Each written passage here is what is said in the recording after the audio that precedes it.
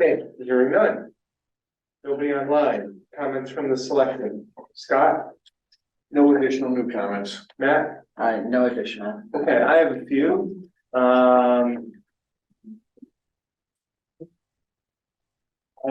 Good news. The Main Street Connection Park, which is the open space between, the pickleball courts and the back of the police station, can go out to bid.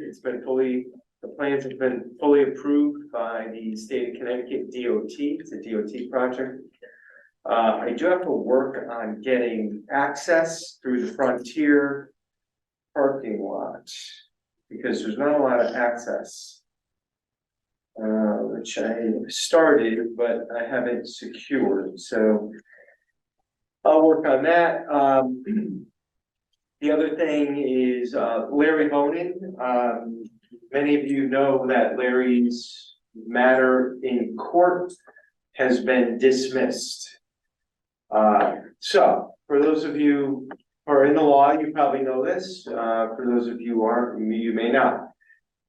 I did, at one point in my life, I was a lawyer, and when you had a criminal matter, you were very, very happy to get a nollie, what they call a nollie in court. It's part of the Latin term called nollie prosequi, which means that the state simply refuses to prosecute at this time. And in theory can reopen the case if there was some sort of further evidence of bad behavior in a 13-month period thereafter. In my lifetime, it never happened. Once you got a nollie, case was over, but it's not necessarily finality. It is 13 months later if the state does not prosecute. A dismissal is an outright dismissal of the case. It's over, we're not going any further, and it is a far more definitive conclusion to a matter, and I believe reflects on what the state saw as, number one, their evidence in the case, and what they had before it. So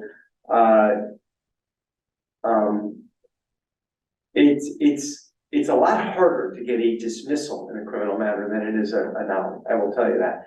And Larry got a dismissal. I'm not commenting on anything. I'm not commenting on the subject matter of the case, why the case was brought, any of that, or whether, I'm not commenting on Larry Bonin. I'm just telling you guys what happened, because I think there's an important, there's a distinguishing factor between those two outcomes, and a dismissal is strong. So where does that leave us? With the internal investigation, which can still lead to some sort of outcome.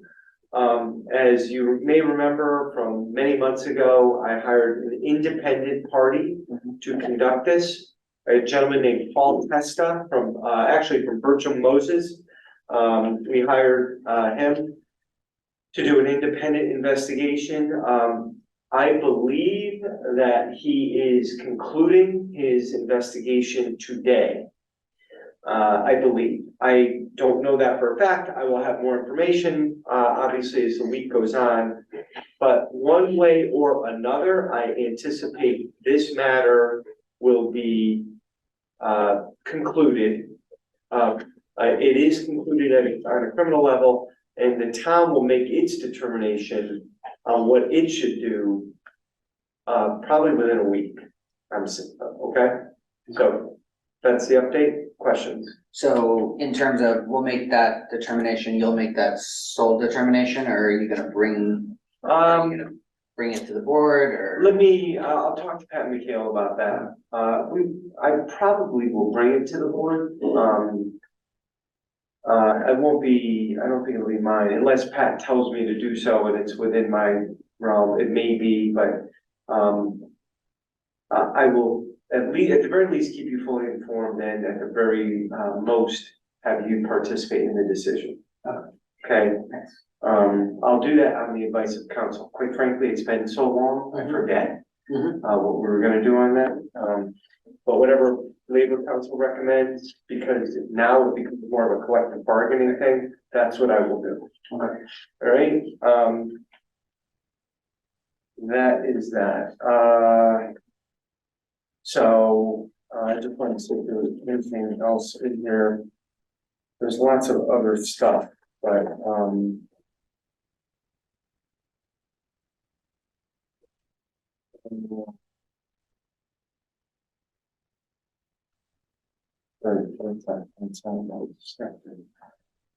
also, as many of you know, there was an article in the Day today, which I received from several people. So a reporter named Elizabeth Regan contacted me and said she'd like to review the town's legal bills. The legal bills that we have are in the form of monthly bills from Pat McHale. She was particularly interested in the freedom of information matter with regard to the chief of police and the exit interview of Justin Hanna. Those bills are public record. There's nothing that would be confidential about them, in my opinion. So I made them readily available to her. She wrote an article today. I don't know how many of you have seen this. Basically, Police Chief Michael Spira's unsuccessful effort to hide negative comments about his management style from the public has cost taxpayers at least $50,000. That's the number. I didn't add it up. She looked at the records yesterday. That's the number she came up with. In a case that played out over 2 years in multiple jurisdictions, Spira and his legal team from Pat McHale's office argued for keeping the harsh exit interview under wraps because it was potentially embarrassing and humiliating for Spira and could undermine trust in the department. Then she goes on to say that the town spent $10,500 to make its case at the FOI commission. They determined that it did not trump the public's interest. She quoted me as saying that I thought it was worth defending the chief in front of the FOI commission, which we defend almost every case in front of the FOI commission.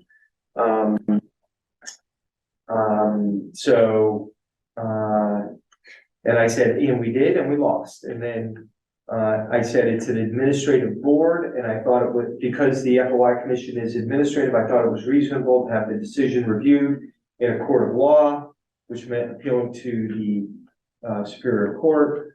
I said, and then I went on to say that I followed the advice of legal counsel, which I did in this case. And I said, if counsel said that I had no shot of winning the case, or the town didn't, I would not have wasted 1 cent more. But it was Pat McHale's opinion it was a 50-50 case or so. And we went on, and according to Ms. Regan, we spent $38,000 in court.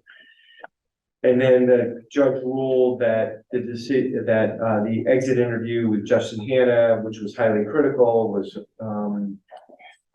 eligible for release. The judge said the negative comments were exclusively related to the chief's official duties and overall operation of the police department, and therefore public record. Moreover, at the time of Officer Hanna's departure, the Old Saybrook Board of Selectmen was concerned about perceived difficulties in retaining OSPD officers. And he feels Officer Hanna's comments in his exit interview directly relate to that issue. Hanna left and according to this article, took a $15,000 pay cut to join several other transfers from the Old Saybrook Police Department in East Lyme. The turnover problems have not abated since then in the town of Old Saybrook. We only have 17 to respond to calls right now. The chief recently described the situation as a staffing crisis, and as we all know, has asked for bonuses and increased pay. For Tune On Monday said he is pursuing the police commission's recommendation to look into Spira's proposal, though he could not specify what form the review would take. She then goes on to say that the town is currently spending $72,500 for an operational assessment of workflow and staffing at town hall after voters approved that expense recently. And with that, we hired CLA Connect to conduct that assessment, which does not include the Old Saybrook Police Department. Ron Sarasi of the union believes that it's ridiculous that the town spent that much money. Sarasi said the hiring of officers isn't the problem in Old Saybrook. They have problems retaining officers. It's definitely not the norm to lose that many officers in a small town like Old Saybrook, especially when officers still continue to be productive officers in other towns. It's not as though we lost all these officers through retirement. Then it goes on to quote the chief of police in East Lyme, saying that Justin Hanna has been an outstanding addition to the East Lyme Police Department, citing his specialized training as a drug recognition expert and as a solid officer all around. He questioned whether the exit interview process described in Jeff DePerry's memo reflected the intent of an exit interview, which he said is for gathering information rather than an opportunity to defend policies or actions. Quote, I can't speak for Old Saybrook, but certainly it didn't seem to be the normal process, he said. Finkelstein described organizational culture as a key part of employee retention. He said that the culture in East Lyme encourages a high-level work product while fostering an environment that officers thrive in and want to be part of. You can give all the money in the world, but if you have a culture that is not something people want to stay in, then your employee retention is going to be poor, and that's how the article ends. Interesting comments and that, look, we all know that's one chief in the state of Connecticut making those comments. So anyway, that was an article that came out today. I thought it was somewhat apropos to a discussion which we may have later on. Those are my comments. Can I go back and make two comments? Yes. I ran in here from work. I'm trying to get my head organized. So, one, I started getting some questions if the town was doing anything as an entity in terms of the outer lighthouse that was for sale. Inner lighthouse. Inner lighthouse. That is not for sale, but being given away. Given away. Yes. Yes. I, in fact, just about an hour ago, sent over to the GSA. It's going to be Tom McElwicky and I that go out and look at the property. And there's also going to be a meeting of several interested stakeholders tomorrow morning at 10 a.m. But that meeting is not going to be a public meeting. But the Borough Fenwick, Gateway, I think the Historical Society, so several people who are interested are getting together to discuss it. Great. Just one thing that's interesting in the, so the GSA said, hey, if you want to see the Lynn, they're giving away 5 lighthouses. This is one of them, okay? If you're interested in seeing the Lynn Point Lighthouse, be advised that you can only have one vehicle as you're traveling over a private road through a residential neighborhood. So that should tell you a little bit about access issues right there, all right? This lighthouse is accessible via a private road and water. And that's from the GSA. And when I read that, I get a little nervous about, okay, private road. It's actually, my understanding, a discontinued road. It's not a public road. That's certain. Whether it's a private road or just a discontinued road. So that concerns me from an access point of view if you end up owning it. So anyway, all right. So that's and The reason I'm going with Tom Makowicki, I asked Chris Costa and Tom Makowicki, do you know somebody good in preservation, environmental, maintenance for this type of thing? Because it could be a very large undertaking. And Chris said, I asked Jeff Jacobson, he had nobody that he suggested, nobody in his firm. Chris didn't really have anybody, but Tom said he's restored more older structures than he can count. And I think Tom will be a good resource, as good as anything. And other people will be sharing their resources too, so it won't just be us. Great. All right. Great. Other one, following up on one of the individuals, I think a month ago now, we talked about the dash cameras and the municipal employees. Yeah. And you were gonna follow up in terms of conversation with the union. I'm not sure if you've had any updates that you can share with us. We have a proposal out to the union right now. Okay. To resolve that issue. And it's still in negotiations. Okay. We don't have a finalized document. Okay. Great. That's all I got. Thank you for the update. And I'll tell you one of the reasons why. I was waiting for additional information from the company, Mhm. and it took weeks and weeks and weeks for me to get that information. And it wasn't until a week ago, last Friday, that I was able to have like an hour-long conversation after Pat McHale tried many times to get information. And I finally got all the information I needed. I was able to give it to Pat. He's now putting it in a document, a memorandum of understanding to you. Okay. So that's kind of fresh. Okay. Thank you. All right, thanks. Nothing else? Approval of minutes from August 8th. I'll make a motion, sir, second. I'll second. Comments, revisions, all those in favor signify by saying aye. Aye. All right, aye.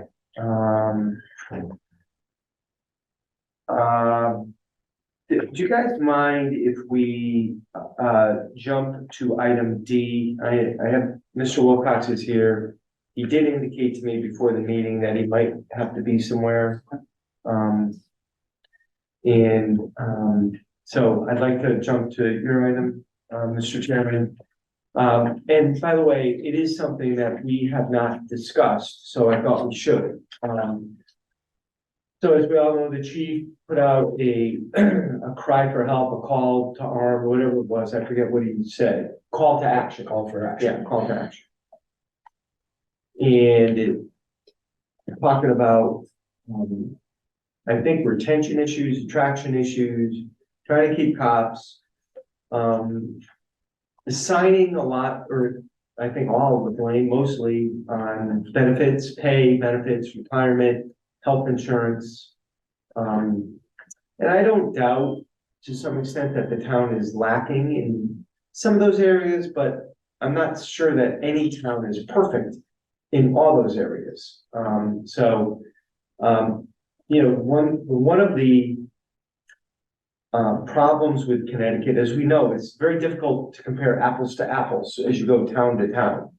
You know, you look at a police budget in Clinton and a police budget in Old Saybrook, we include gasoline in our police budget, they may include it in the town budget. So very difficult sometimes. And even with health insurance, how we assign it to departments, we don't do that with pension anymore. But anyway, there's a letter from the Chairman Alfred Wilcox, that you have in front of you, recommending a finder's fee program, a signing bonus, and then recommendations to explore whether we should be reducing retirement from 25 years to 20, healthcare for employees only, not spouses, upon retirement, department overtime included in the calculation of pension benefit, which could be a big number, and the inclusion of structured annual cost of living adjustments.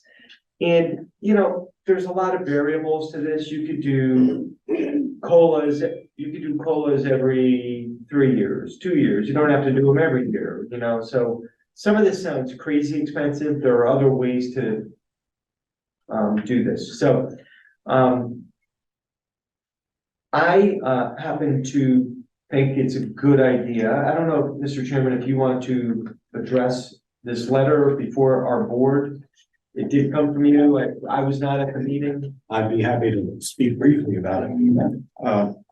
Note that there are two different categories. One, we strongly recommend, the other, we urge consideration. The reason for that being that we thought that the first two did not necessarily require collective bargaining. Maybe Mr. McHale would think they do.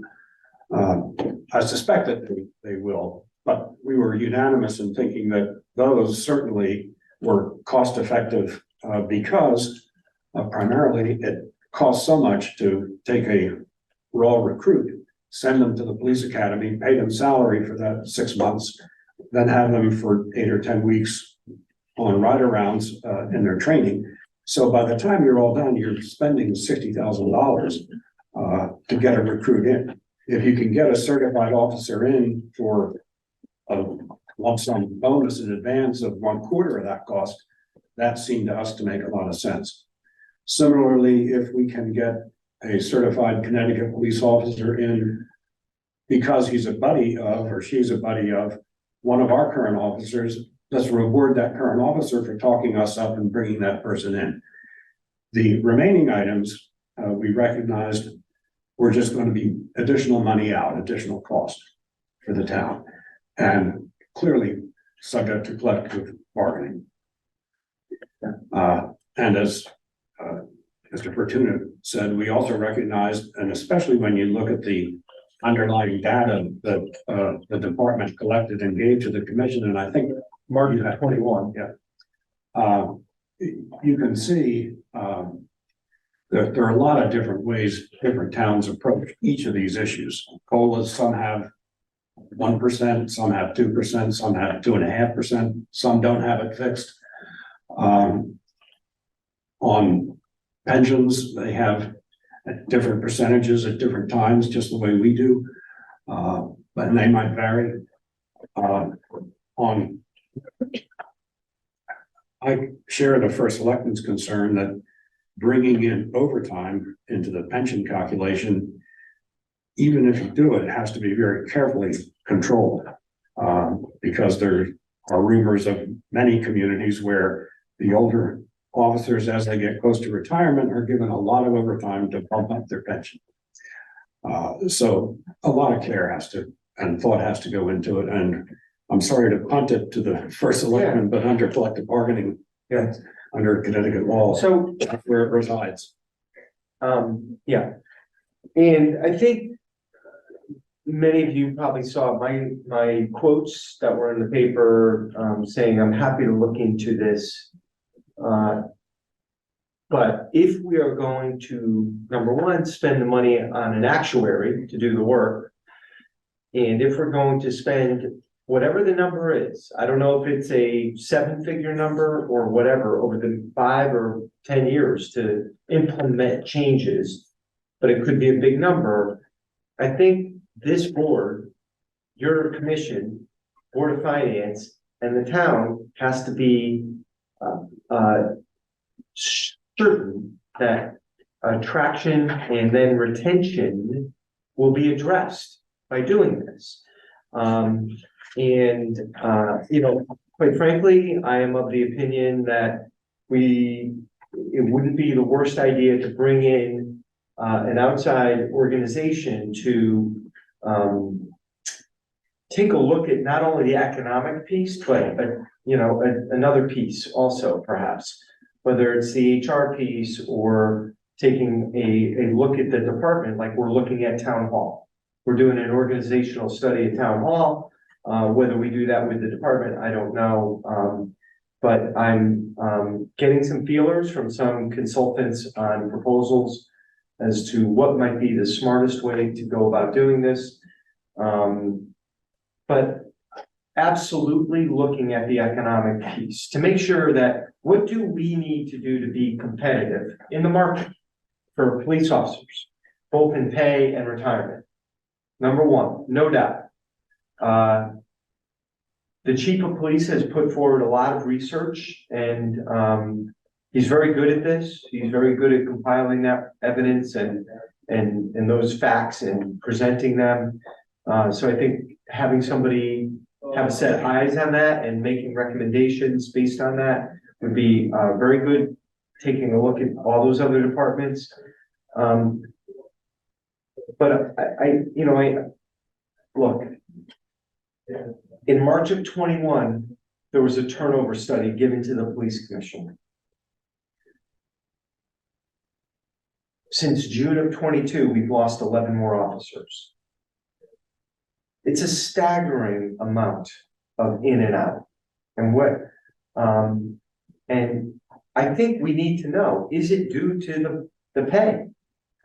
Is it due to the pay of environment? I don't know, but it certainly, I think begs the question as, you know, is that the only issue? So we're looking into something, and I don't have anything concrete to offer this board right now. But we may, I think it's going to involve not only a consultant looking at the economic piece, but also obviously an actuary. And we use Milliman. Okay, That'll be great. Much appreciated. okay. Comments? I mean, I just wanted, we hadn't discussed, We had to go, we had to. and I think it's important. Yeah, it is. The chief, I know it's important to the chief. I think it's important that we discuss it.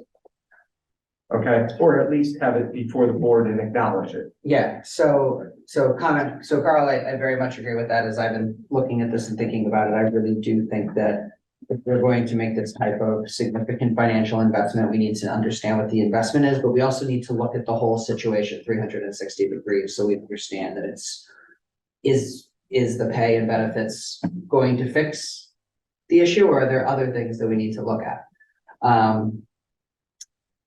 Another piece, so I'm glad to hear that we're looking at potential consultants. I'd be in support of that.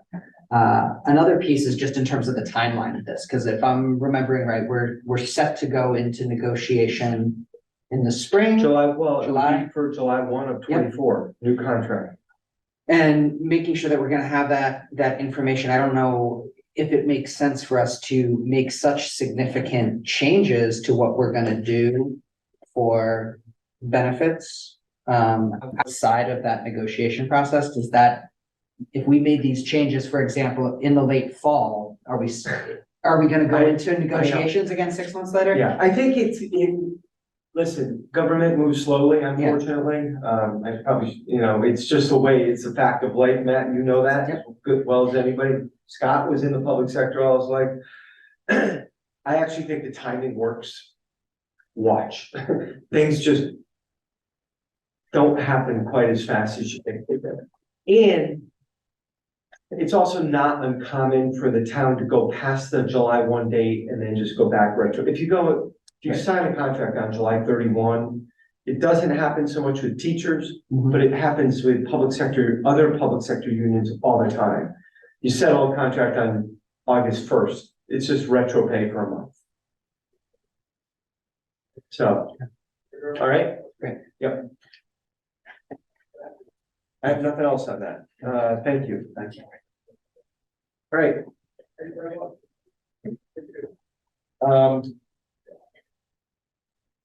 Why don't we take on item number A, Saybrook Manor meeting notice?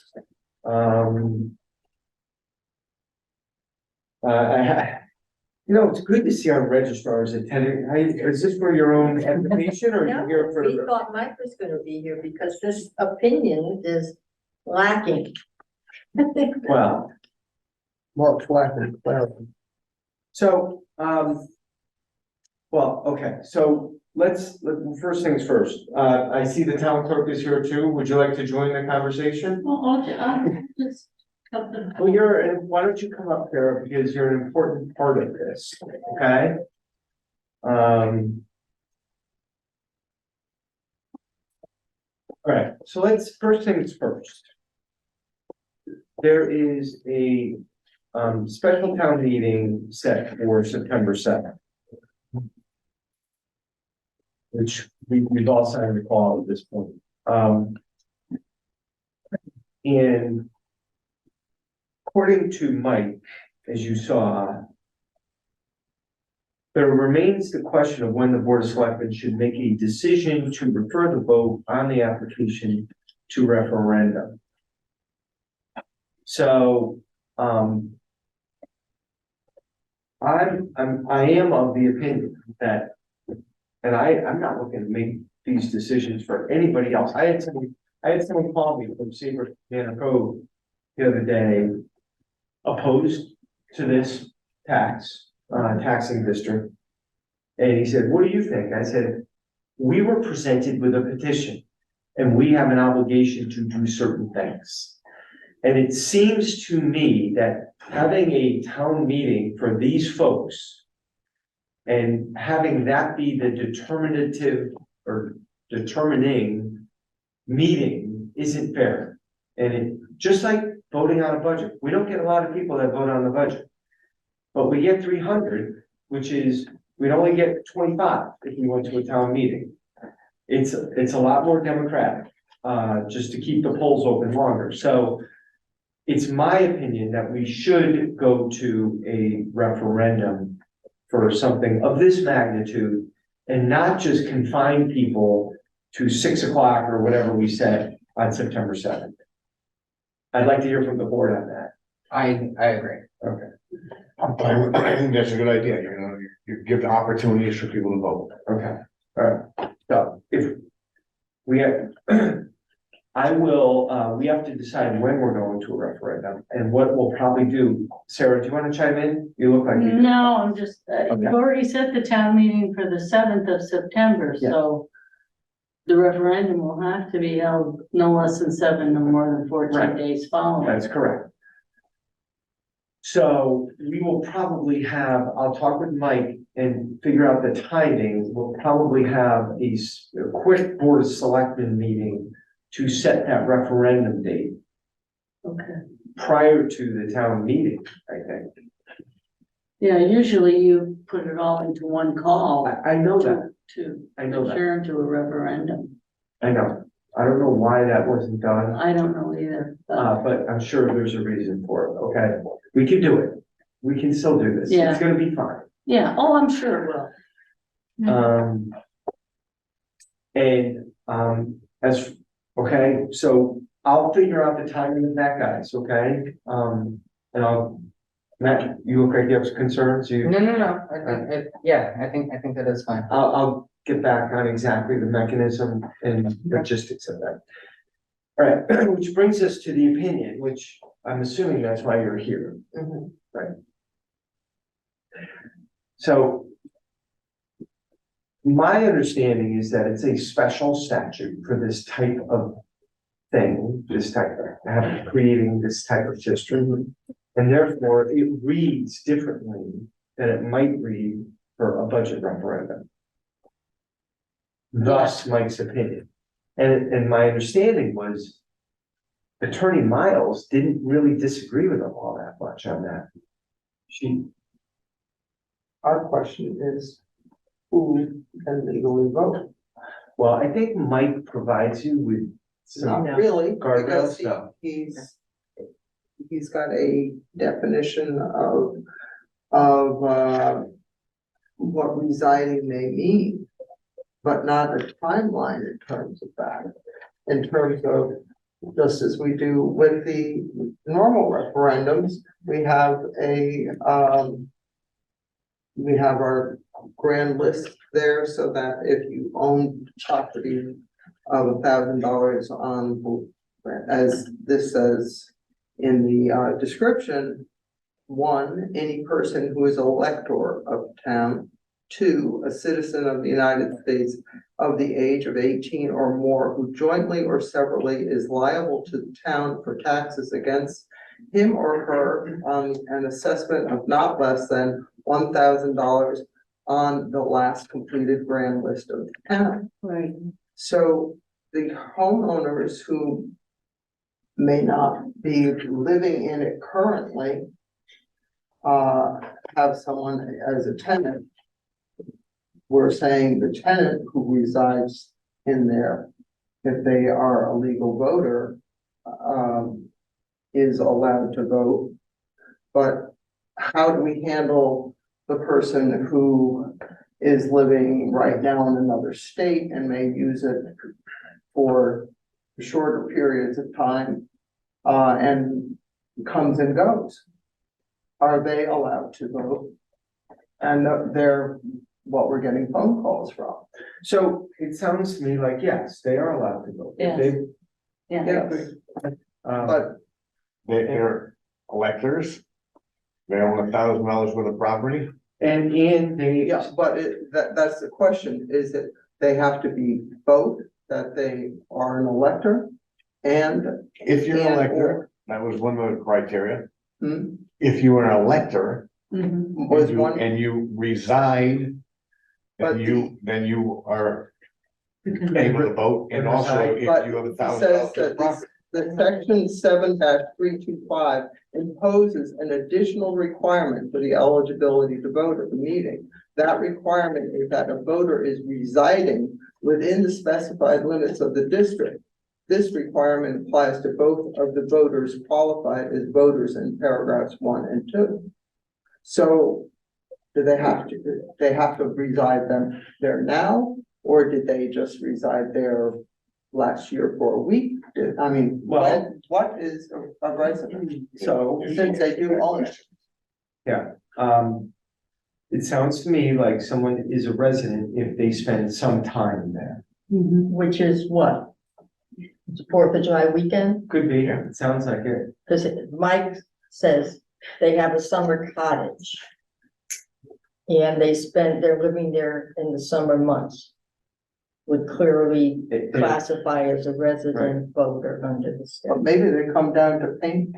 But he wrote in For there, the and next I think person. he told us in all these meetings that it was a liberal, reading of the word reside. So if that taxpayer tells you, I reside there, and they happen to reside there at some point during the year, then they do. What kind of Doesn't identification am I gonna ask this person for? You're not. It sounds like you're gonna ask them a question. Do you reside there? And if they say yes, then you should let them vote. That's what it sounds like, Joan. So I'm not, I understand. where you're coming I'm from. just concerned about the end result of you need 2/3. Let's say that it doesn't pass because we let people that none of the neighbors have seen there for the past year. Do they? They can challenge that. They challenge. And they challenge that, and the town of Old Saybrook, if there's a lawsuit, the town of Old Saybrook will defend you. Well, that's one thing that we definitely wanted clarification on. Because I don't, I'm not, I don't want to deal with I would never. that type of thing I mean, and And I- waste of time that that being in court does, yeah. well, it doesn't mean you won't waste your time being in court. It Yeah, just means that we'll defend you. But for someone who wants to retire, I want to spend it in well, court. if you're retired, that means you spend days and days in court. Oh, that's how I was always hoping to retire. Look, I'm not, I don't think there is any perfect answer. I think you're looking for black and white. It doesn't sound like to me there is a black and white answer to the questions you're asking. If someone's a resident and they, sounds to me, if they spend a week there in the summer, they can be classified as a resident. Mhm. That's kind of what Mike is saying. That's what I'm interpreting. But I don't think you can say, but if they spend less than a week there, they're not a resident. It's not, there's no way to say that. So what Scott said in terms of a liberal interpretation, but the crazy part of it, and maybe it's just a quirk of the statute, is the person who owns land but doesn't own a house on that land can't vote but can be taxed.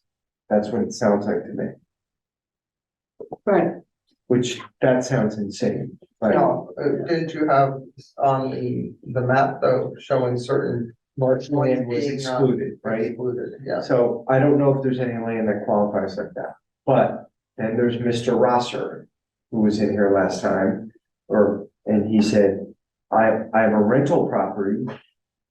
I don't live in that house. I don't know if he lives in the district or not, but he's got a house in the district that he rents 12 months a year.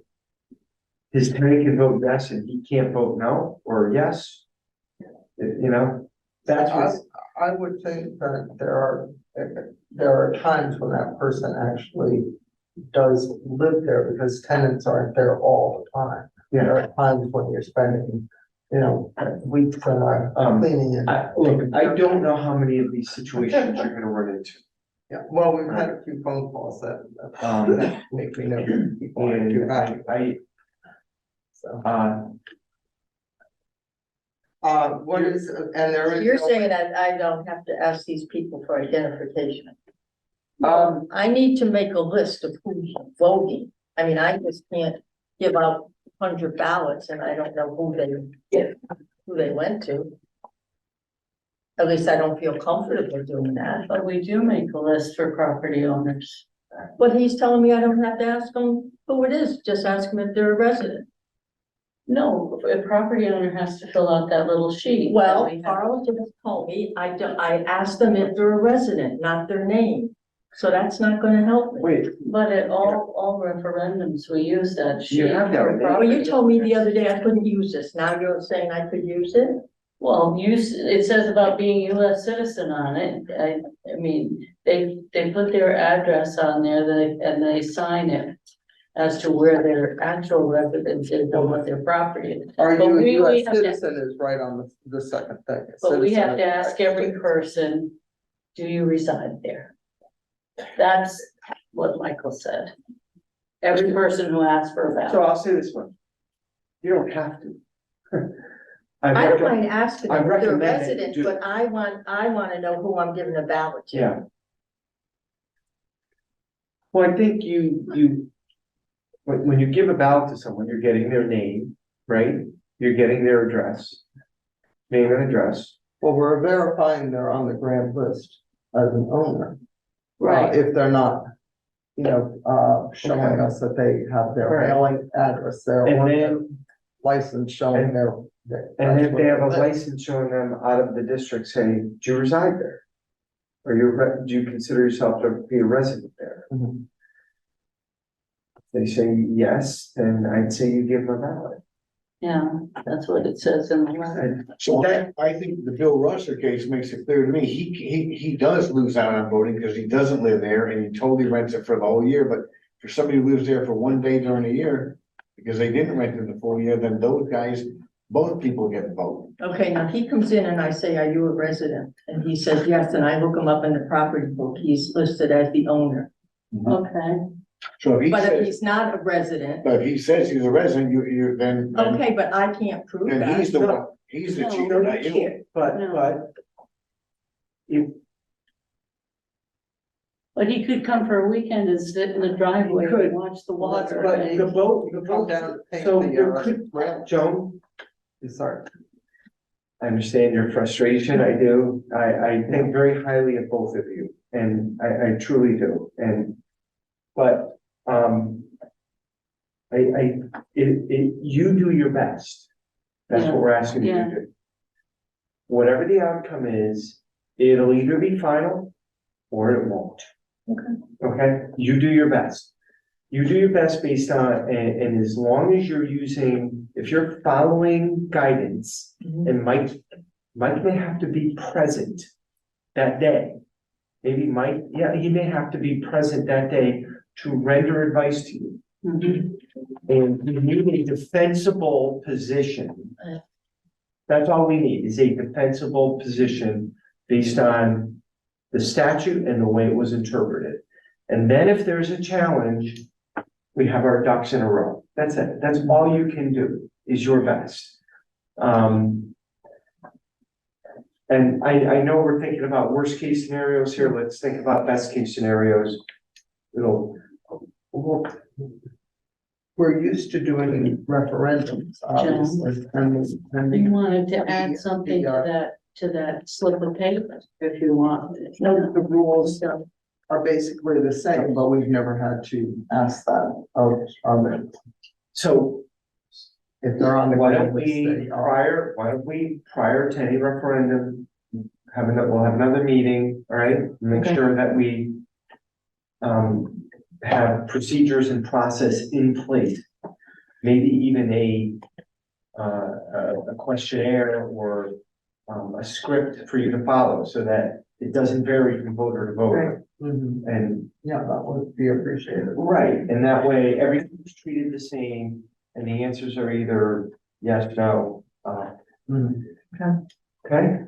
We also need a ballpark figure of how many people might vote, so I know how many ballots I should. Yeah. I have no clue how many And property owners and regular voters, so I don't know how many houses are in the district. And I have no idea. No, Is it- I mean, I could look at the map, don't have the map, but. do you guys have any idea how many houses?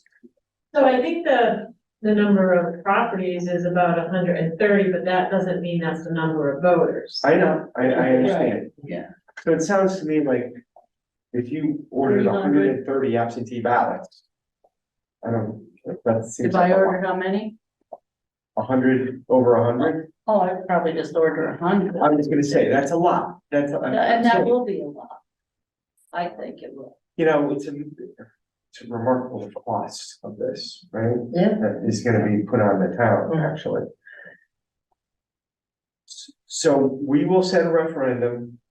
Okay. We'll try to give you as much time as possible. We'll have a little chalk talk meeting. We'll get together, we'll get on the same page. Procedures, process, maybe a script. And you guys will be covered under an umbrella that People who are out of state. Is there any way to email or anything else for an absentee? No, No, the answer from the town Absolutely not. is no. just so that when they call. That's fine. So, I think we talked about Yeah. that last meeting. No, Yeah. all right. That's good. I know you're, Okay, thank you, Joan and Joan.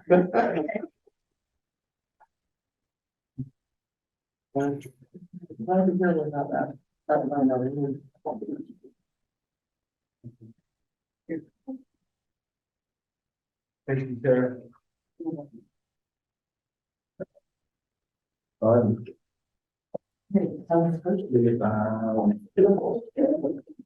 So Carl, Yes. so the notice of the special town meeting that we have. My only question on this, and it's just trying to provide clarity, not trying to extend the conversation.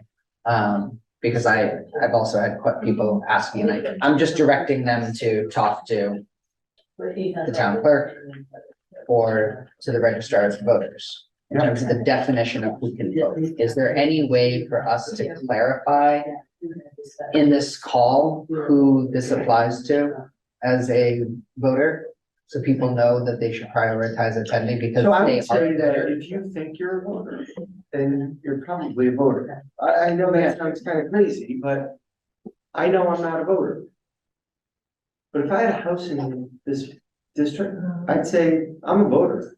If I was renting in this district, I'd say I'm a voter. If I had a car registered in this district, I might think I'm a voter, you know, even though maybe I'm not. I don't know how I would have a car registered, but you know, I think we're probably parsing it a little bit too much. Yeah. To be honest with you, I don't think it's gonna be quite as much a problem as we think it's gonna be. That's my sense.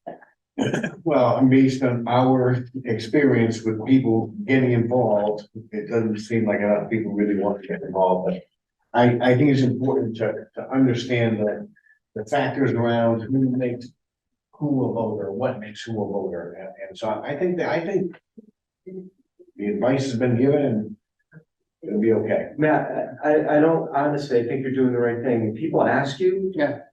Say, town council has rendered an opinion, to the registrars of voters who will follow that advice for the referendum. Right. And, if at the town meeting, people say who can vote, I'm gonna read Mike's opinion. That's what I'm gonna do. you know. Yeah.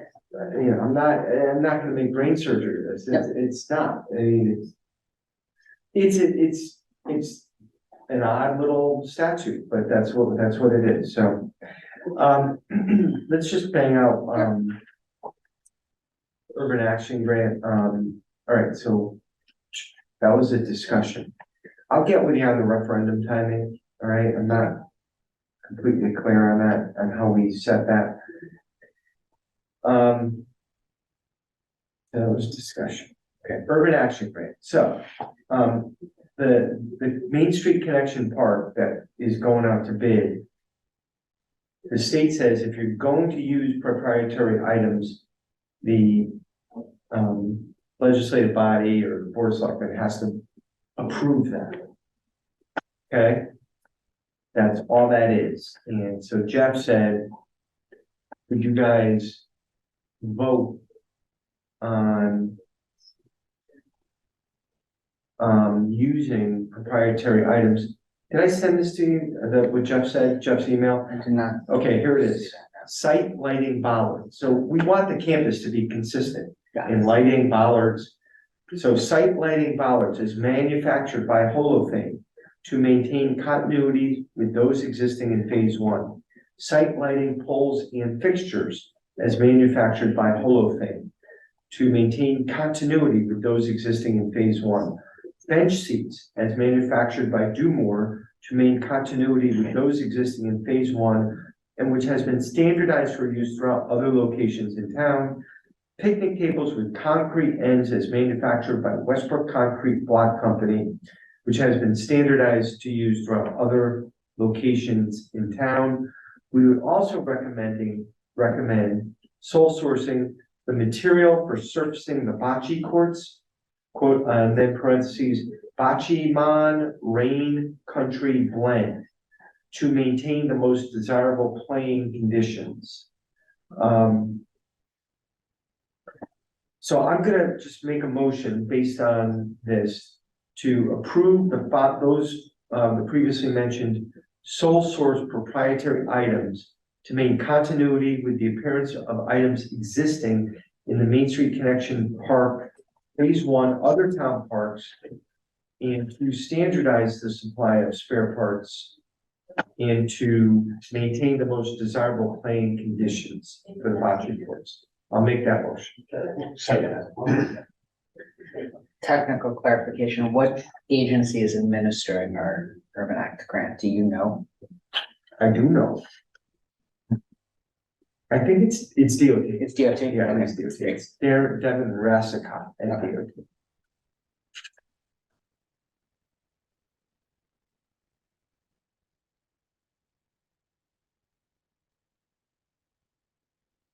Well, yeah, it's my only question, and just for clarification, because I work for DECD and we It's not DOT. oversee Urban Act grants from time to time, I want to make sure that it's not something that. It is, definitely.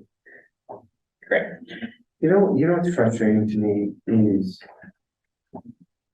when people send emails and they don't have what department they're with, it just has their name. Like mine has Town Saybrook. Yep. As you're aware, yeah, the Connecticut DOT, which is administrating the urban action Great, grant. thank So that's from Jeff, okay? So that's clarified. All right, all those in favor signify by saying aye. Aye, great.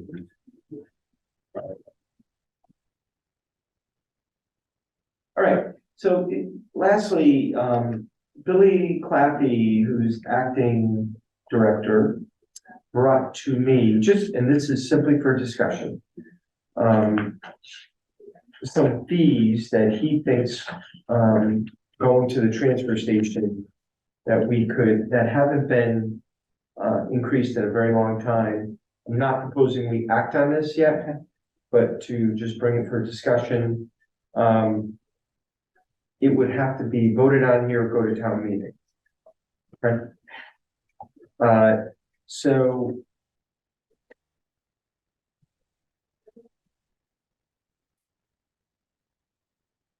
he in this instance is comparing to the private sector, somebody in the private sector. So Mason dump. We charge 20. This B&L, I'm just gonna say it charges 95. Mason dump and sideboards. Also $20, they charge 120. And then 6-wheel dump truck, I don't know how many of those we're getting, we charge 60, they charge 130. I'll get away from that a little bit. Pickup trucks, we're charging $5 with brush or logs, and they charge 75. So Billy doesn't feel that we should go to those prices, but he really does feel that with the cost of everything really going up a lot, that we should up our prices between what we're charging now and something in between. His has been changed in 40 years, I bet. Yeah, because we had started, I thought, We did. a conversation the first year on board. We did, and that was to not allow any commercial vehicles. That was to keep it strictly residential, but if eventually, if we're able to get a scale in there, it should matter. But this would up the fees just based on visual, what we see out there. So Billy's been on vacation for 2 weeks, well deserved. Trust me, he's worked very hard. And I'm gonna get with him, and make a recommendation based on getting with him and bring it to the board. Further discussion, there's no urgency to this, okay? Yeah, I mean, just two things for thought. So just based on those prices, based on what we are paying and how tipping fees have gone up, I mean, a truck filled with debris and how much weight that is for $5, just doesn't seem to line up. No. Right? Doesn't. The other side, the brush piece, I mean, considering how many people are bringing brush out of their yard because they don't have anywhere else to put it, that's not getting put into the hopper and It is carted out, it's going into the brush pile. So I don't know if it's the same kind of cost. Still a labor implication. cost. There's a labor cost, And yeah. machine part cost and Okay, gasoline cost and those costs have gone up as well, yeah. Okay. tenfold since we've done this. So Okay. I do think our prices should go up on everything. That's my opinion. I don't think they should go crazy. I think they should still be, it's a transfer station. Pay your taxes, you can use it. It's a convenience. But I'd like to at least get the discussion going, but I meant to bring this up the last couple of meetings, but we got a little busy and we didn't do it. So, that's what I'll just bring you something, okay? Based on recommendation. So, one other thing, just on the Larry Bowen matter, and I am meeting with, Larry and Ray Allen, who's the president of the union, and, I think John DeVito, who the union asked me rep on Thursday. Okay. And I assume they're gonna have something to say in terms of I don't know, I don't want to speculate. Got it. All right, we're meeting, on, just to keep you updated on that. But, you know, that case was dismissed. So one question I have Yes. is, as we talked about, Bill Flatley and performing in an interim capacity. Is there something within the union language? I mean, so Larry returns to his role, like, there's no investigatory, I'm just like, does Bill just go back to his previous position, or is there any sort of change or kind of path? Back to his previous position, which is basically crew chief, he's second in command. Mhm.